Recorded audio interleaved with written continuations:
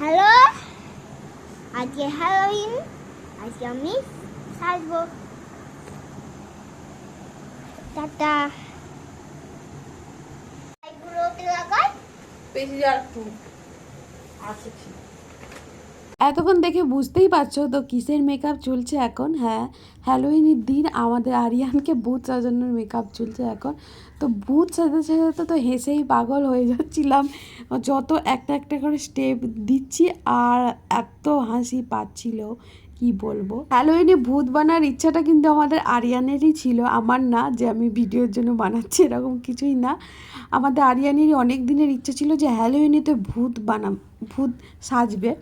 তো ওর ভূত সাজার ইচ্ছাটাই আমি একটু ক্যামেরা ক্যাপচার করে রাখছি, যাতে এই ছোট ছোট স্মৃতিগুলো আমার ধরা থাকে, যাতে পরে আমি দেখে এগুলোতে এখন যেরকম সাজাতে সাজাতে হাসি, পরে দেখলে আরও বেশি করে হাসবো এইসব জিনিসগুলো। ও যখন বড় হয়ে যাবে তো এই সব জিনিসগুলোই তখন দেখে দেখে আমাদের সময় কাটবে, তাই না বলো? তো যাই হোক, এইদিকে দেখো আমি আরিয়ানকে ভূত তো সাজাচ্ছি, ওর মেকআপ মোটামুটি কমপ্লিট হয়ে গেছে অর্ধেক। তো তোমাদের কেমন লাগছে বলো? আমার তো এত হাসি পাচ্ছিল ওই সময়, আর এখনও যখন আমি ভয়েসটা দিচ্ছি ওকে দেখে আমার এত হাসি পাচ্ছে যে কি বলবো। আর তো তোমাদেরকে বলি এবার যে ওর এই হ্যালোউইনতে ভূত সাজার আইডিয়াটা কোথা থেকে এসেছে। আমাদের সবার প্রিয় ইউটিউবার মহুয়াদি, তো তার তো ভিডিওতে এখন হ্যালোউইনের এসব মেকআপ ডেকোরেশন চলছে। তো আমার ছেলে সেই মহুয়াদির ভিডিও খুবই পছন্দ করে, বিশেষ করে মেহার আমাকে দেখতে।